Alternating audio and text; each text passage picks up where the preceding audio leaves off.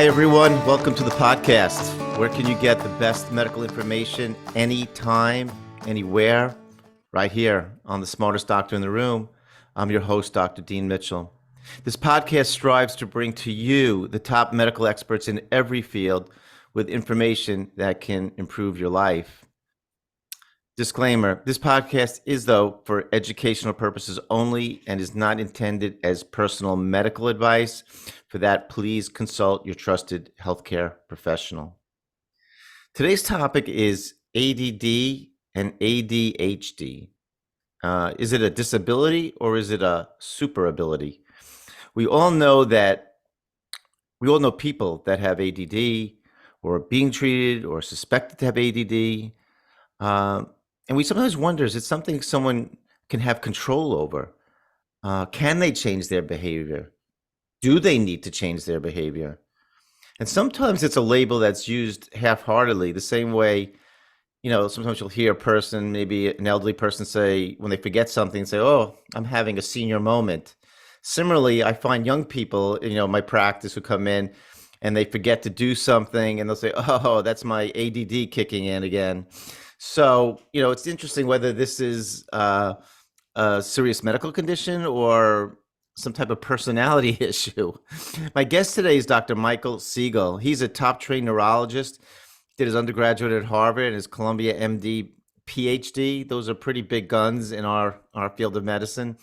He also has a very iconoclastic outlook on medicine, which I find very refreshing. His article in the Wall Street Journal, which we'll get to later, "The Military Needs Recruits with ADHD," really caught my eye, as it made me think, why would the military want someone with this medical condition?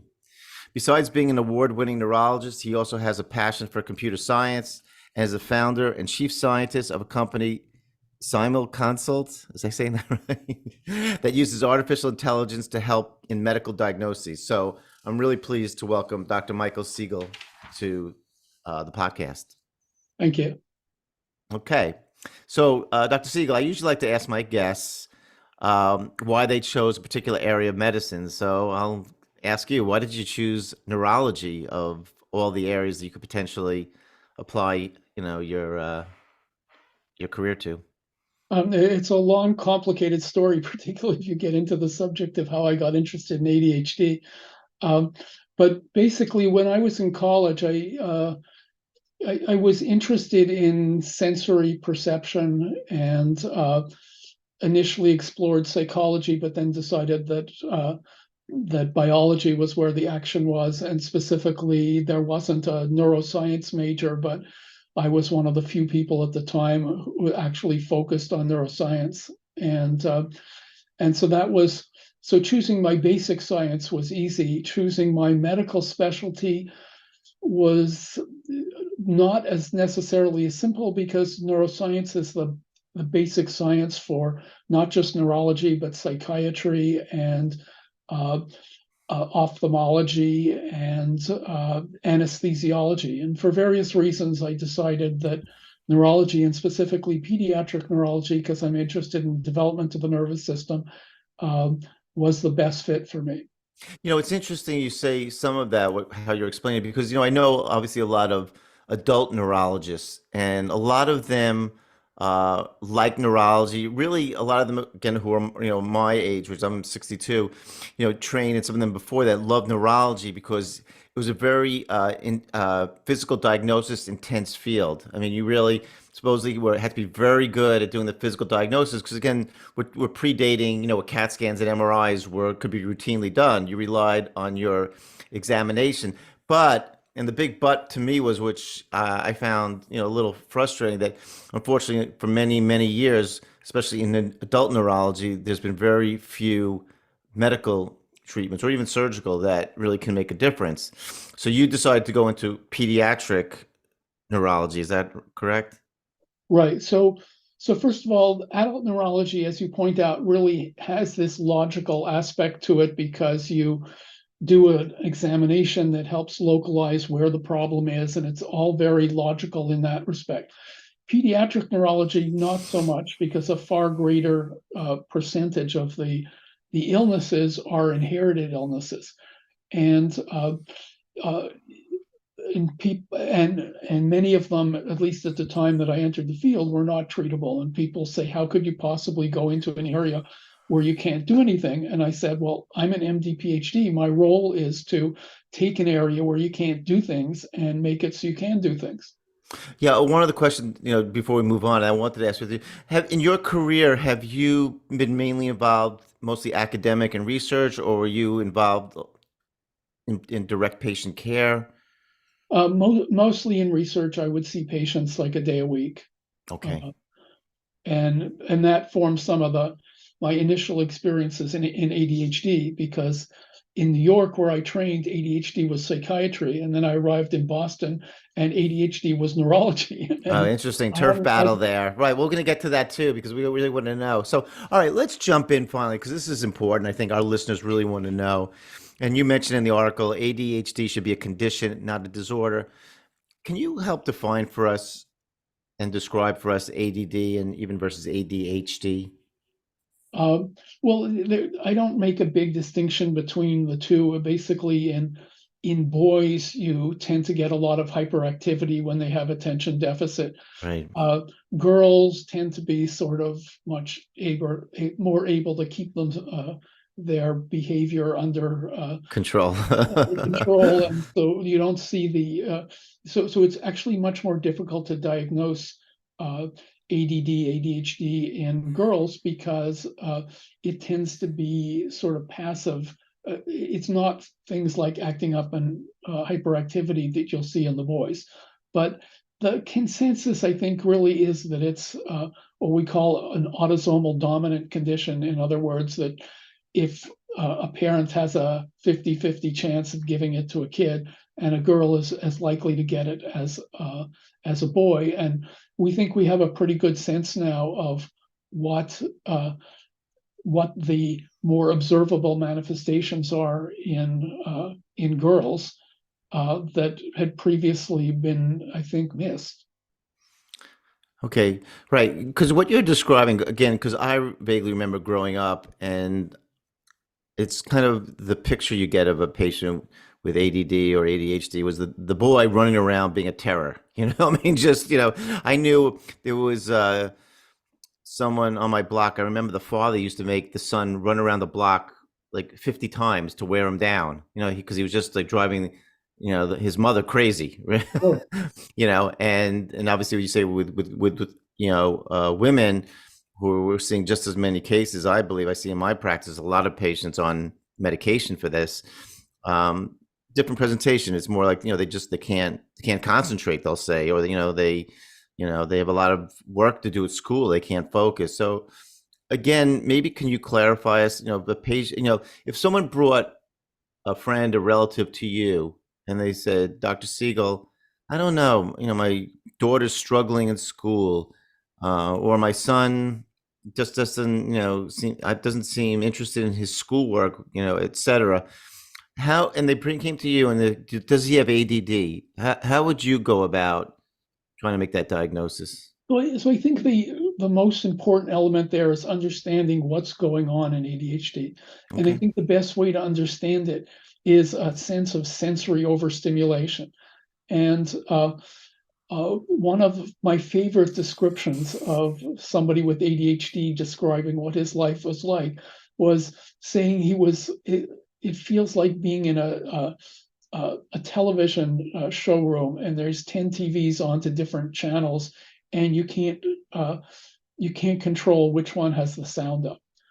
And like a cocktail party, when most of us can just talk to somebody else and ignore all the stuff that's going on in the background, somebody with ADHD doesn't have that ability to do that. And so people have focused on what's going on to do that. And I think that in general the field doesn't have a very good idea of what's going on. I think from some of our work we have a much better idea of what is probably going on, and that is that it's not so much a difficulty filtering the normal amounts of stuff coming in. It's probably an increased amount of stimulation coming in. So is We've there a got specific question that you would ask them again? I mean, again, you're listening and you're not really sure, because again, we'll get to this, where there's that decision about whether to give medication, and it seems like the medication is given out pretty liberally these days. Is if you were trying to prevent someone going on medication, what would you ask them? Would you give the TV analogy? Would you, I mean, again, listening, taking the history, what would you be looking for? Well, all of those are important factor, and there's a whole set of criteria about distractibility and so forth. But distractibility isn't always bad. Distractibility can be really good if there's something Right, bad going on. right. Somebody notices it, can save the whole group. So those are the sort of criteria really that I think when you look at them all, they really come down to a sense of sensory overstimulation. Okay. And there's no also like written test or any type of visual test that you have them do to again bring this out or make it clearer for the doctors to decide on, how it's There, going to be there, treated. there's questionnaires. There's been a test where your various objects appear and you need to label them and so forth on a computer. That's been withdrawn. I don't remember why. Um, and people have experimented with various other tests, and we've focused in a much more biological way of specifically testing the sensory input and specifically checking whether the local anesthetic lidocaine that dentists will often use to numb up uh, the gums before dental work, or surgeons will use for various reasons, whether that works. And I don't think it identifies everybody with ADHD, but I think it identifies a subset of people with ADHD who probably have something different from the others and that will probably end up treating differently. How is Uh, the lidocaine given in these patients? so, kid goes into the dentist, is Oh, having, a filling done. right, The the dentist injects lidocaine into the gums, waits 5 minutes, everything's numb, does the dental work. For 5 to 10% of the population, the lidocaine doesn't work. right, right. Okay. And the dentist sort of will say, oh, they're just, being Right. sensitive there, etc. But I think there's something really biological going on. Interesting. Oh, so they need obviously either more anesthetic or it's whatever Yeah, it is. Yeah. right. So some anesthetic and some That's dentists interesting. have shifted to using other anesthetics that don't have this issue. But our view has been this is telling us something about the biology. And it's something really important about the biology because lidocaine uh, blocks channels in the membranes of nerve cells called sodium channels. And you need sodium channels to send signals in. So if your sodium channels are different, or if you just have much more signaling, or if you have a deficiency in other channels that normally balance out the sodium channels, your ability to knock down sensory input with lidocaine is much less.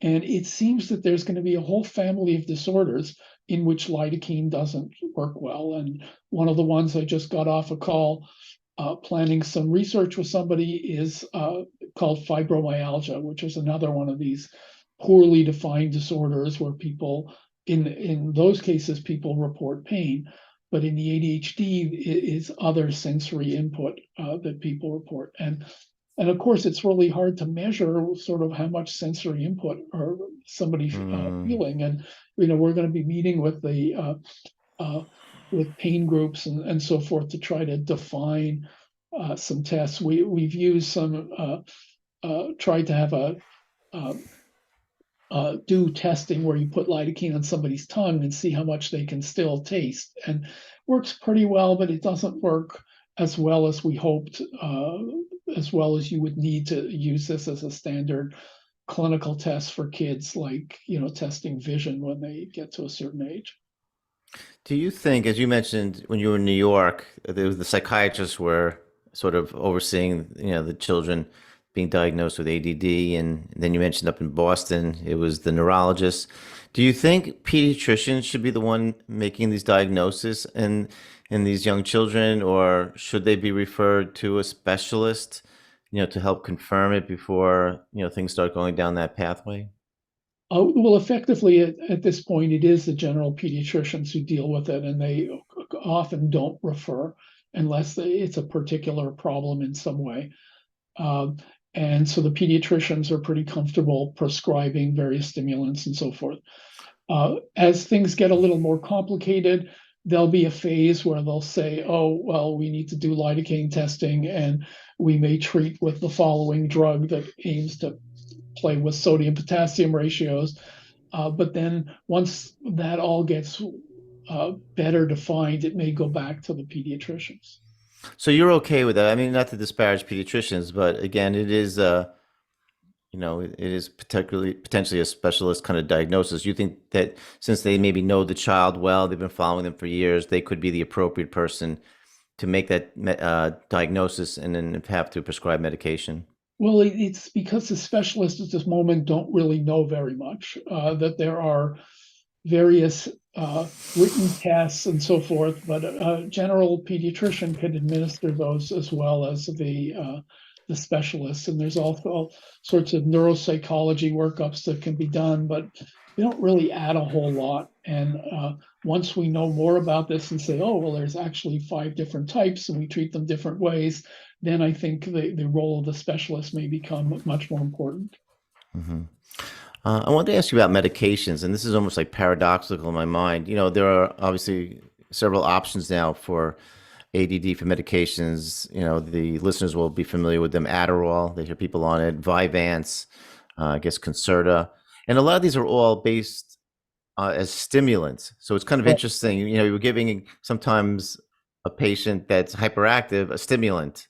Um, but can you discuss this a little bit? About when is it appropriate to do a trial of medication and whether a child should be on it for a period of time, because again, it seems like it sort of goes on automatic pilot. Oh, he's got ADD, give him Adderall and take it, for however how long he's going to need it. Well, at the moment, we don't have a whole lot of other good things to do. Although what you mentioned before with the father sending the kid to run around the block 50 times, there's a huge amount of wisdom in that. And my guess is that ADHD doesn't really go away when people get older. They learn that if they drink coffee, that works well like the stimulants, and getting a lot of exercise works well like that father's advice. And a lot of people manage to control their symptoms. And so if you look at groups of people who are likely to have very high rates of ADHD, like venture capitalists, they have these intensive exercise programs.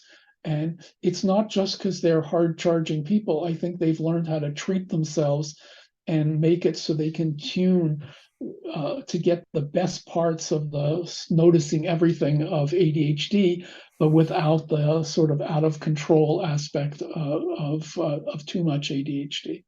How do you feel though about, unfortunately, there's been, I think, a growing usage of these medications, especially for kids who maybe their grades aren't so good, they can't study as long. I mean, I think unfortunately in our society, they give these kids way too much homework. They should be outside running around more, probably be helping their neurons develop better than sitting for 4 hours doing more math problems.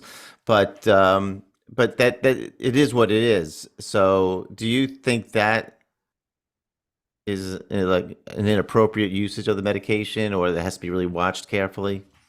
Well, if we don't have better options, and I think we do and we will, um, the it's a reasonable approach. The problem, as you mentioned, is to what extent are we matching the people that we're giving these drugs to the people who have ADHD? And my guess is that there's both a certain amount of underdiagnosis, certainly in girls, and there's a certain amount of overdiagnosis of people who know I can do my homework better if I take this medication.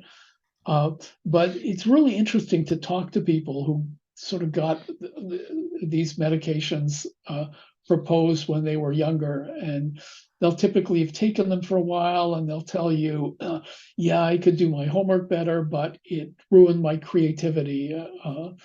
Things like that. The drugs are My guess is that they're not really acting on the molecular mechanism of the condition at all.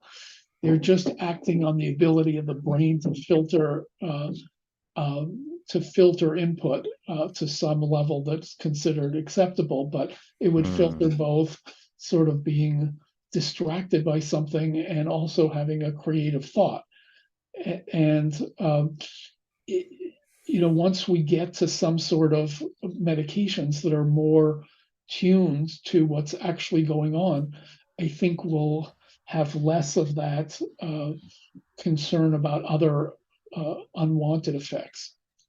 So a Yeah. lot of the drugs are, as you I'm sure know, but I'll explain a bit for your listeners, is that they're focused a lot uh, on the transmission of signals in the brain using the neurotransmitter dopamine. And there's three common diseases in medicine for which a dopamine hypothesis has been applied. One is ADHD, because if you give the drugs that simulate dopamine or increase dopamine, that works. So therefore, it makes sense to ask: is dopamine part of the pathogenesis here? Another is Parkinson's disease, and another is schizophrenia. So for Parkinson's disease, it's really clear that the dopamine hypothesis was right. uh, Nerve cells containing that are the ones that release dopamine are the ones that die, and you have a shortage of those cells, and you try to make up for the missing dopamine in various ways that work okay for a while, but sooner or later don't work well. With schizophrenia, it's really not clear that the cause has any, we don't know the cause, but it's not at all clear that the cause has anything to do with dopamine. And similarly, in ADHD, uh, it's not clear at all that it has anything to do with dopamine. Now, if you talk to the people at the National Institute of Mental Health, NIMH, they will say ADHD is definitely in the brain. Anything outside the brain is just has nothing to do with it, and we shouldn't support. And uh, I think there's a lot going on outside the brain in terms of increased sensory input. And so part of what's held back progress and understanding what's going on is that there's a certain dogmatism about the dopamine hypothesis, even though there's not really any strong evidence that exists, and people have tried to look at various dopamine genes and they found some effects, but they're of the effects that are consistent with dopamine drugs being a decent treatment. So they're minor effects, but they're not the central thing. It's So interesting you bring that up because I did 2 weeks ago a podcast with two researchers, a neurologist, one of those neurologists, the other one was a genetic researcher from the NIH, and it was about Parkinson's, and it was the title of it was "Does Parkinson's Start in the Gut?" And their work was showing, it was interesting because there's a lot of research that's been coming out about 50% of the cases they believe starts from some type of microbiome dysfunction in the gut, and it travels up possibly the vagus nerve. So I guess my question to you is there any work being done on the microbiome or the gut microbiome that may be influencing um, ADD? not aware of it, but Okay.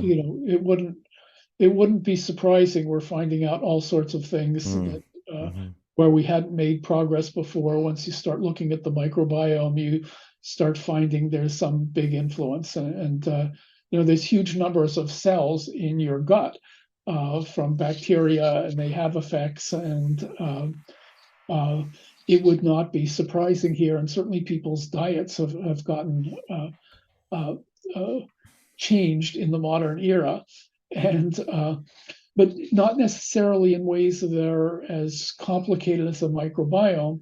Uh, if you're wondering about uh, ionic signals coming in, uh, you can start thinking uh, by analogy to some other diseases that we know have a similar pathogenesis. And one of them you'd think has nothing to do with this, but actually probably has a lot to do with it, is a muscle condition called hypokalemic periodic paralysis. I remember hearing that once in medical school. One of my professors that he was like a specialist in that, right? Uh, the child came in to Albert Einstein, and he was working there as a resident. And the young child came in paralyzed, and he made the diagnosis that kind of made his career. Uh, well, it's a very dramatic disorder, and I've Yeah. been to some of their conferences where you have like somebody, if the temperature's set wrong in the room, you have somebody like falling down every 5 minutes, and it's just Wow. amazing. Yeah, that it's the sort of thing that most people never see in their, most doctors Right. never see in their lives, and I've seen this every 5 minutes. It's just amazing. And anyway, some of them uh, have uh, have not only this paralysis but also this whole ADHD stuff, and also lidocaine ineffectiveness, and so we're trying to find the gene in one family and so forth, because that could give us because we have a second marker, and all of these things go together in all the people, and so Mm.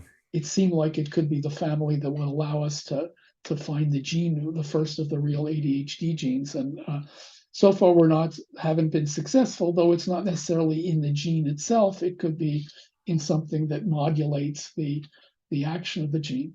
So But you're the saying that, so you're saying also there's obviously clearly a genetic component to this in the sense that a child that has it, it's not that unusual to find either a parent, grandparent, or a close relative that may have this as well. Oh, absolutely. It's in fact a little surprising if it, well, it's it's hard to deal with because the if the father has it, you're likely to be able to figure that out.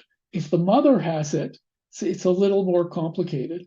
And so one of the things, as we started looking at some of these families, in one of them, so in hypokalemic periodic paralysis, despite the name, their potassium is normally normal. Uh, and if my potassium goes down low, I hardly notice it. But if these people, their potassium goes down low, they can go into a paralysis episode. Uh, and what's interesting is when they're in circumstances where they're not quite getting to paralysis, but they're getting out of sorts from it, uh, the ones who also have this ADHD trait tend to have a lot of ADHD. And what's really interesting is that the women uh, tend to have very severe PMS, premenstrual syndrome. And what's what got me into this whole area in the first place is that some woman told me that when she took potassium for her muscle cramps, and not sure how she really knew to do that, but apparently it's a thing. She said that her sensory overstimulation went away 20 minutes later as if somebody had pulled down a shade. Oh wow. That's a like really dramatic. Yeah. Yeah. And what turns out, uh, so the approach was to sort of treat her as if she had hypokalemic periodic paralysis, and she also turned out to have not only cramp episodes but also some of paralysis, so would fit into this periodic paralysis spectrum. Hmm. And but what was particularly impressive is she had severe premenstrual pain and tension. And once she was being treated with potassium, her premenstrual symptoms went away almost completely. Oh wow. And Um. Yeah. and it turns out that there's a condition that the psychiatrists have identified called premenstrual dysphoric disorder, which is basically ADHD plus PMS. Hmm. And when we looked at lidocaine ineffectiveness in that group, it was a striking correlation, like Hmm. a p less than 0.001. Oh wow. We Let me think there's ask. something there biologically. Yeah, very interesting. Let me ask you about the medications, though, also for, for ADD, the Adderall, the Vyvanse. A lot of them, they cause insomnia in some of the kids, which is a problem. It reduces their appetite, which I guess to some degree could affect their growth. Is this a concern? Should kids? I remember hearing, things like where sometimes children would take their medications during the week when they had school, but have breaks on the weekend. or sometimes, let's say, in the summer when again it wasn't as intense. Is that a good idea? Can you do that with these kind of medicines? Like bounce around, take it sometimes, stop at other times, take it when you have a big exam? I mean, what's the appropriate way, and what do they have to watch out for? Well, it's really hard to come off these. It's just like The you've caffeine, like when you're hooked on right. caffeine, Look, you're it's everybody who's used caffeine has experienced something like this, the but withdrawals. in a Yeah, moderate fashion. You're When you use these drugs, it's like taking out a loan, and when you get off them, it's like paying back the loan. You're lethargic, you're irritable or something. distractible and Yeah. irritable, and so forth. So doing this on a sort of for weekends, you could maybe reduce the dose a little bit, but like going from full dose to nothing, it would be really difficult. Mm, And unfortunately, there's all sorts of concerns, as you pointed out, about people abusing these medications. So there's all sorts of rules about uh, taking them, and there's all sorts of things about them mailing them that aren't so reliable. And so lots of kids get forced onto an involuntary break from these medications. mm. They're incredibly disruptive. I mean, people will Okay. like lie around for days not able to do anything. No, that's terrible. Patients get restarted. So for the summer, it can make a lot more sense. There have been some concerns about growth. It's not clear whether that was true, and as you point out, it may be related to eating. Uh, but if you're at summer camp and you're running around a lot, uh, it may be uh, it may be perfectly reasonable, and maybe have some chocolate or something like that. I got it. Okay, that sounds tasty. Um, there was an article in the New York Times. I caught my eye right before we were going to do our podcast, like 2 weeks ago. Um, it was about a young man who was a wrestler, and his family was awarded $14 million, unfortunately, because their son Grant Bryce died after heat stroke while wrestling, and Grant was on ADD medication. And apparently, what happened, he was, training and must have gotten dehydrated. And he was actually literally, they say, begging for water.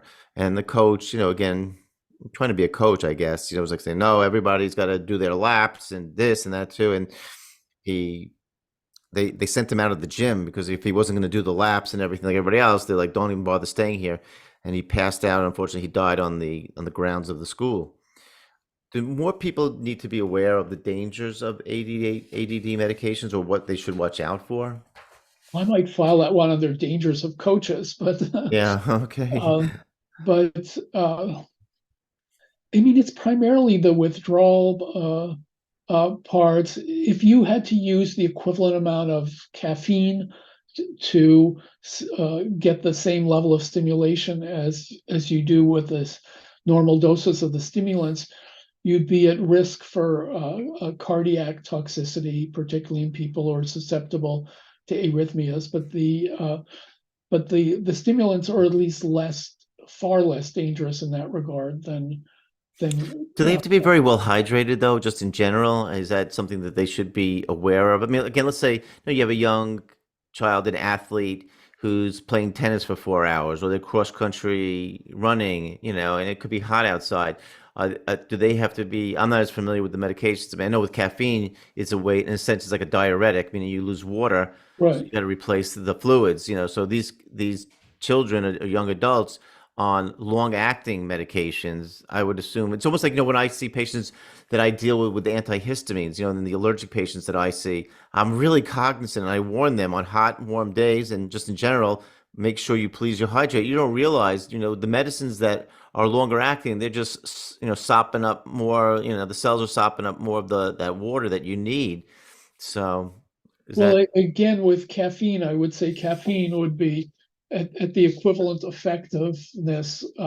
Caffeine would definitely predispose you to dehydration more than then what then the medications like Adderall or than Vyvanse? the stimulants. What Yes. what Okay. may be going on is that if there's there can be bad things to focusing. That if you're focusing so much on doing your sport or whatever, and you're not paying attention to other things like Well, I'm how about even really thirsty. nutrition? How about that? So let's say your appetite is less, so you're not eating as much. Yeah. Well, Okay. that may be less attention, or I think there's a specific effect of the stimulants on decreasing appetite. And I don't know if people understand exactly how that works, but that's a well-known effect. People used to take, or may still take stimulants to achieve weight loss. And what about body temperature? I remember some of the patients I would see that say I think sometimes they feel cold, or, I mean, is it known that these medications affect temperature regulation? I'm not aware of that. No? Okay. Okay. Let's get to your article, because this will kind of, bounce around some of the more interesting things about this as well. And I really liked your article. I liked the way you wrote the military needs recruits with ADHD. So, that kind of caught my attention. But it got me thinking, are there certain occupations that patients or people with ADD should avoid? And are there occupations where they should really seriously consider they might be, have an advantage?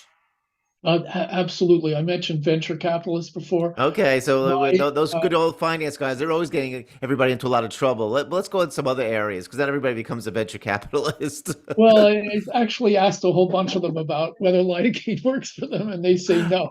Yeah. Uh, Yeah, but but know what works for them is the green. They have some money in their pocket. well, there.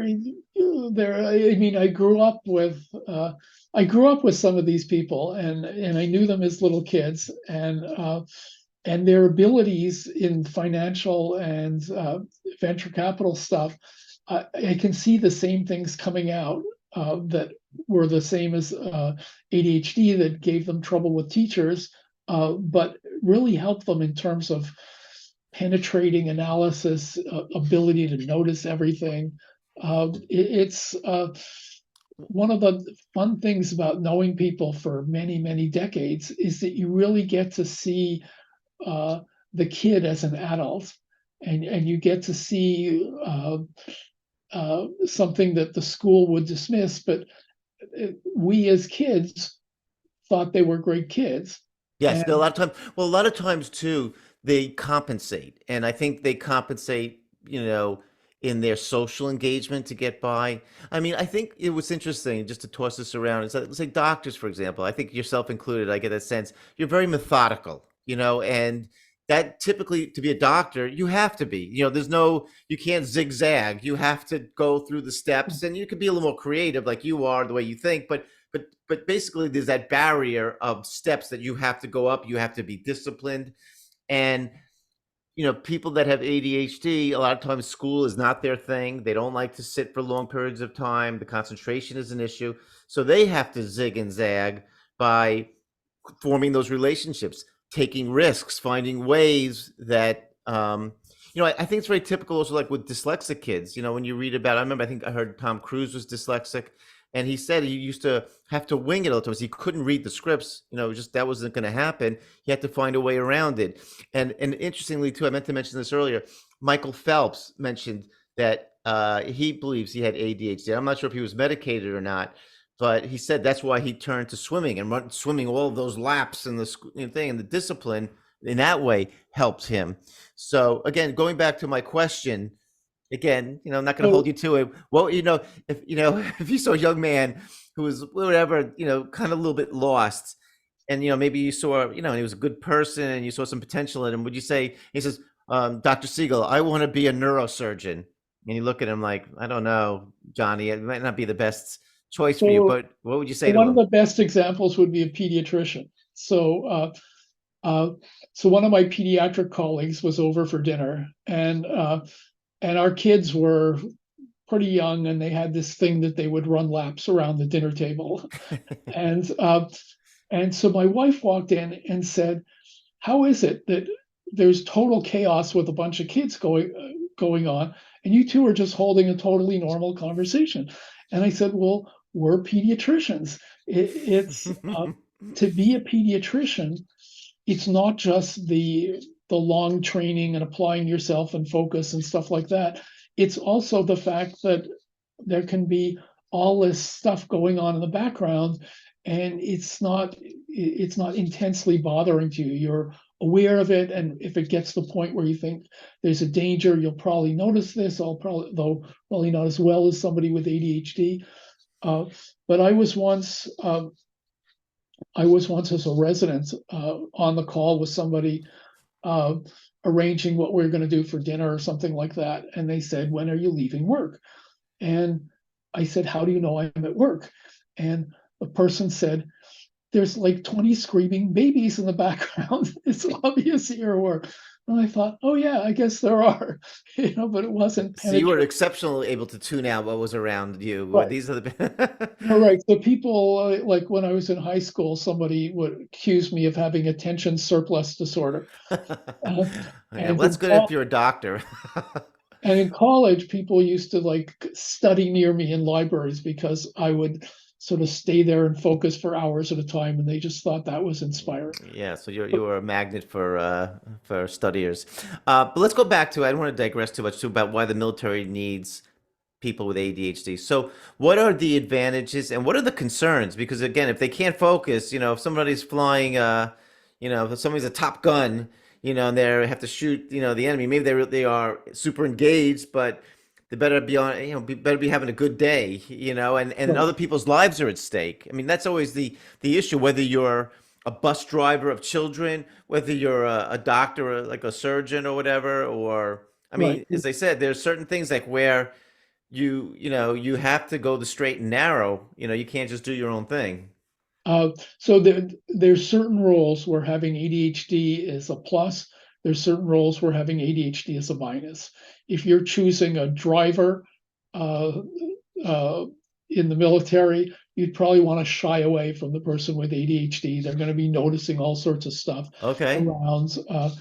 If you're choosing somebody to be fighting in a chaotic environment, it's no coincidence that people who have ADHD uh, like to play a lot of these shooting games and stuff like that. Right, right. It's the sort of thing they're good at. And in fact, when I come up to Boston after my training, one of the really seasoned clinicians at Mass General, where I was seeing patients, uh, sort of just gave me her like 15-minute introduction to ADHD, which was amazing because she was fabulous. And so she said, well, first of all, if you have an ADHD patient, you don't call out their name in the main waiting room. You go to this little section where we have this video game and you call out their name there because that's where they're going to be. And she was Interesting. right, like every Yeah, single time. yeah. That's observant, right? Uh, Um, So a few weeks ago, I was visiting with somebody who has like real, like huge ADHD, and his daughters have gotten this from him, have ADHD and horrendous PMS. And since he has several daughters, they women tend to their menstrual periods tend to get synchronized. And he says he just gets out of the house well, when it's that time of the month. It's just mm, impossible to deal with the whole thing. Uh, but he was describing what he did in the military, which had been in Israel, which is more tolerant of ADHD in the military, really interesting. partially because they just tolerant. Israel's sort of more tolerant of, Well, everybody goes in. I yeah, mean, yeah, unfortunately, it's a stigma. You and I both know. I did training over there. It's a stigma if you are not in the army, right. is in the national Uh, defense. but he was regaling me with tales of what there were a few of them who would, with sort of very strong ADHD, who would get sent off to solve these really difficult problems that Mm. nobody understood, and they would be fabulous at it. So And that's it's their super ability. You're saying those right, these are the ones like where, like as you mentioned in the article, they're the ones that are going to probably be the risk takers, do what maybe like a little bit superhuman, what other people wouldn't attempt to do because they whatever it is feel like they can do, and that's an advantage and that's worth having on your side. yeah. So I sent him this article. He says that's spot on. That's exactly what was going on. And that's how we solved this problem, that problem, that problem. And we created this technology that now is used by the Americans too. And, they did a whole bunch of stuff that was just, you hear about these amazing things going on in the Israeli military. Uh, some of them are due to the ADHD. Now, some of them they have these particular units where they're more tolerant of ADHD than they are in others. And Certain units, I find that very interesting. So they're like subdivisions. They're like maybe people who have ADHD, instead of like just saying you can't come into the military, they're like, whoa, whoa, you should go into this unit. I think we Yeah. can use that's brilliant, actually. So they're really good at it. And I Wow. We sort don't of do that here in the US, do we? I don't think. no, no, in fact, there's this tendency to sort of have standard approaches that apply to everything, and that for in terms of the medical accession, and then the feeling that we can send you to anything. Hmm. And there's some advantages to that, but when it comes to having something that can be a big plus or a big minus, it's not a good approach.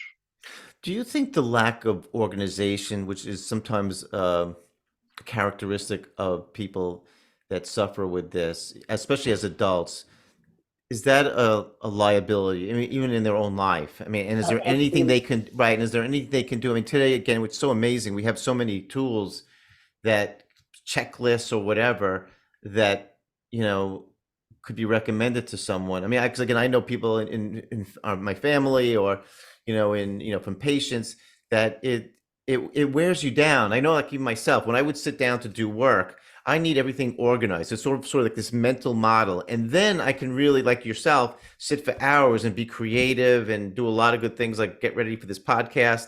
But if I was constantly like, oh, what did I do with my papers that I wanted to talk to Dr. Siegel about? Or where's this? And where's my pen?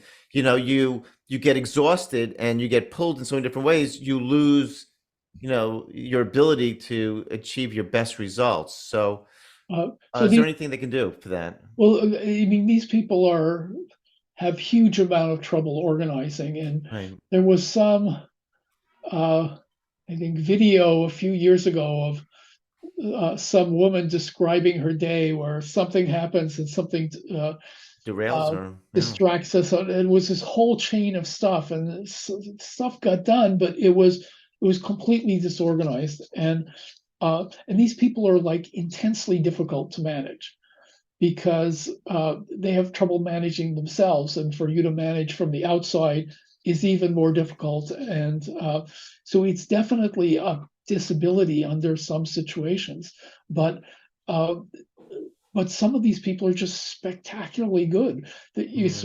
you want to have a Yeah. few of them. Well, you know what? It really this dovetailed into one of the final things I wanted to talk about because it's so important.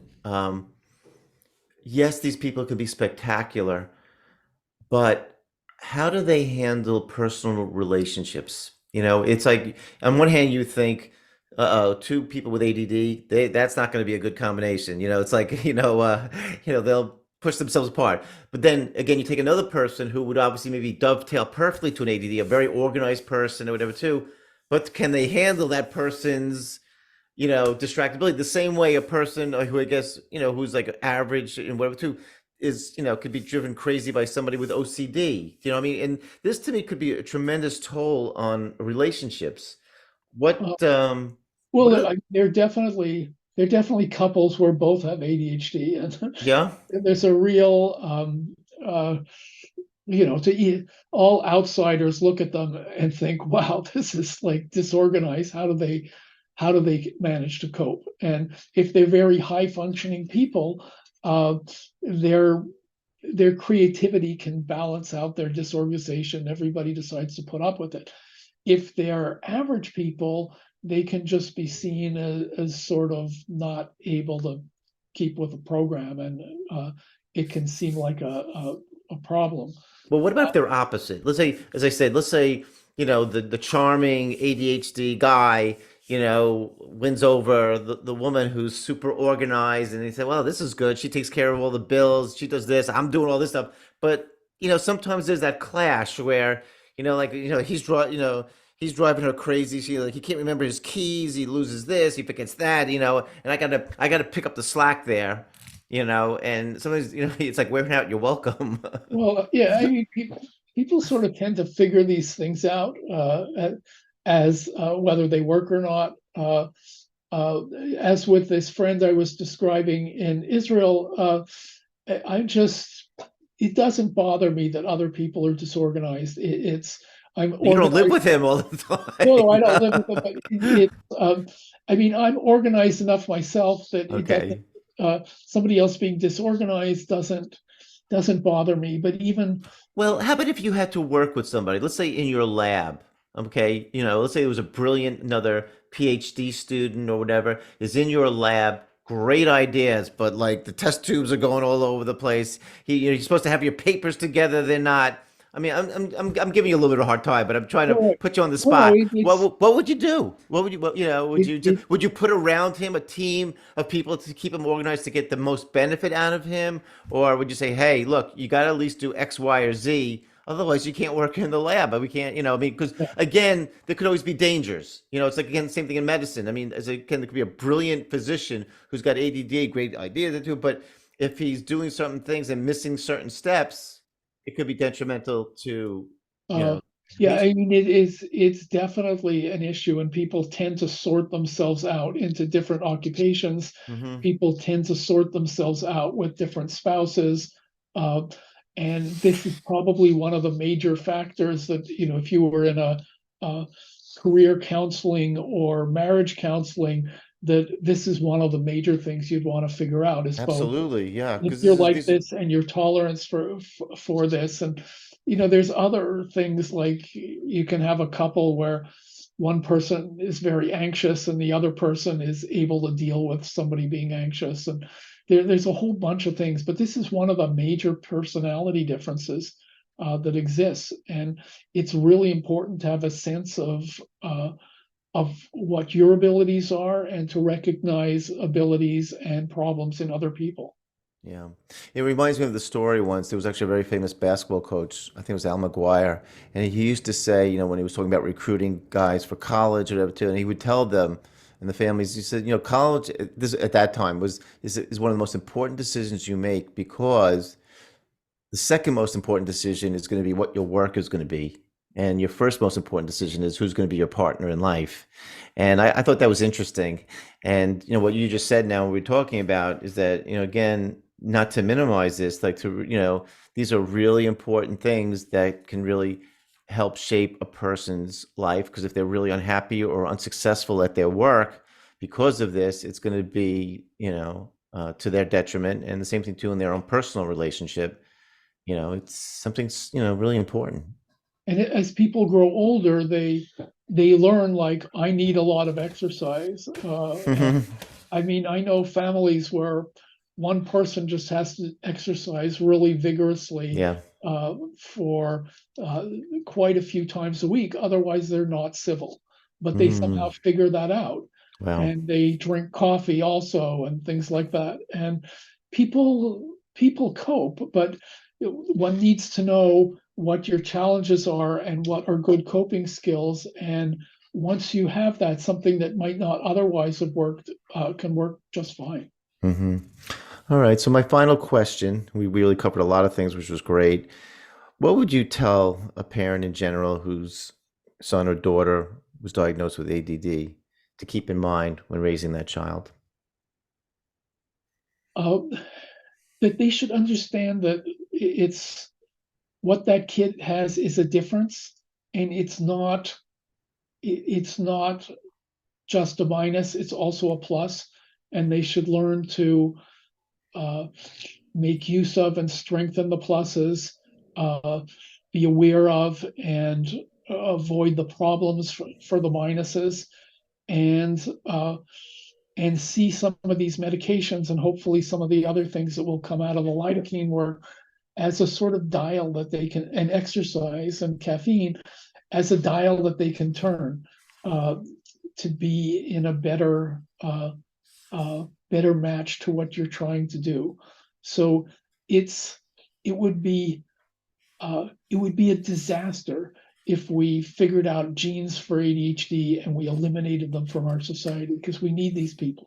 It Hmm. would also be a disaster if 100% of the population was like that. At least, maybe if we're a hunting tribe, it would work, but Yeah. not in an organized society. It just wouldn't work. So I think we have to see that there's ADHD is not good or bad. It's good or bad in certain situations.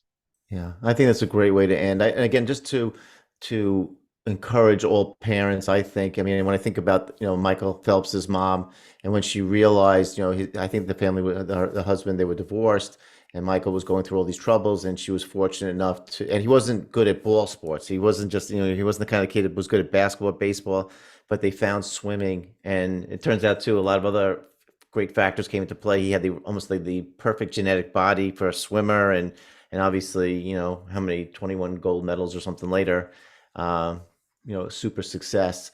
So yeah, I think, Absolutely. I think what you're saying is so important. Don't look at it as a minus. Look to find out where their strengths are and encourage them.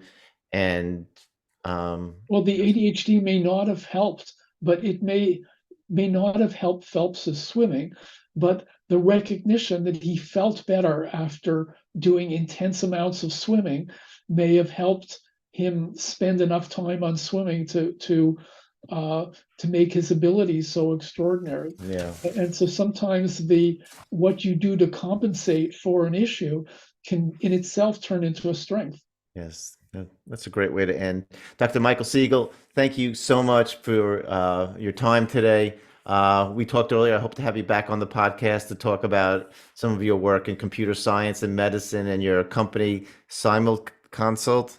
I think that'll be fascinating. So, for the listeners, if you really enjoyed this episode, please let us know. And until next time, Thank thanks, you. Michael. That was great. It was very interesting. And I'll shoot you an email maybe sometime in May if you're free. Uh, I'm around. Yeah. Okay. And always like to talk. We may have more. It's a lot of really interesting stuff going on with all this generative AI stuff. And the original concept was that all of this stuff was going to get so good that you weren't going to need to do anything else. But I think people have very quickly come around to a much more reasonable view that they are going to need to connect into some of the things that people have been doing in medicine and math and Yeah. uh, It's so funny when I always think about AI, because again, it's going to replace everybody, radiologists, doctors, whatever. But I always think back to when I was an intern. I trained at Columbia and also like some of their affiliated hospitals. And it's really funny. I remember, I'll never forget as an intern once, you remember probably when you used to work up patients. Well, in the adults, we had to do an EKG on like every patient admitted, to the ward. That was just like routine. And we used to sit there and paste the EKG paper, and we would write our, interpretation, right? And and it was really funny once too. What I used to see this older doctor in this room one time. I passed by the hallway. I was like, "Who is this guy?" He looked like, that time he looked old to me. I was 24 years old, and he was reading all of the EKGs that had been mounted that day, to overlook them. So now fast forward today, we know every EKG gives you an interpretation, right? But the funny thing is, as we both know too, is that yes, it could be good. It's great that something can measure the PR intervals and the QRS, but you know what? I wouldn't trust that absolutely if somebody was in atrial fibrillation because maybe they were just like shaking or they were having a tremor when they did the EKG or something. Do you know what I'm saying? So I think that's I'm sure what you're going to bring out is that this could be a tremendous assistant. I don't think it's going to mentally replace radiologists but it could be, as we were talking about earlier, it could be a super way to augment and cut, make doctors time more productive for sure and help patients. So right. I mean, the model we use in the field is not AI versus a person.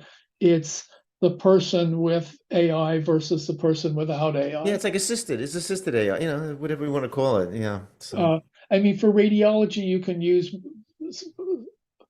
can use something of the uh, person versus the AI, but in practice, what people are doing is they're having both the people and the well, AI are reading of the image, and the way it could cut down, I don't know if you're familiar with, like, I think it was in New York, but maybe it's in a lot of parts of the country. Like mammographies supposedly mandated that they're read by two different radiologists. uh, Okay, so again, with AI, if it gets really good, it could you be don't one need two radiologists. You have radiologist your and one one, and he just, AI. that kind of is just, and that Yeah. does it'll save money. So when we may have overlapped at Columbia because Um, well, let's see. I You did did your MD PhD there, right? my MD PhD from 76 to 83, and then I came back 84 to 87 for my neurology. Oh, okay. At Columbia? Yeah. Yeah. I was there the summer of 86, 87. Yeah. I started my internship and So I was a pediatric neurology resident there, probably uh, didn't, I was in internal medicine, so I don't know if I was it seen you, didn't but yeah. overlap much It's with a them. great place though, really great place. And the Neuro Institute, unbelievable. I mean, like, so anyway, enjoy your weekend. This will probably be released next Tuesday. I'll shoot Okay. you an email, let you know, and we'll be in touch. Okay. Yep. Okay. This was great. Look Thanks. forward to doing another one. All right. Bye.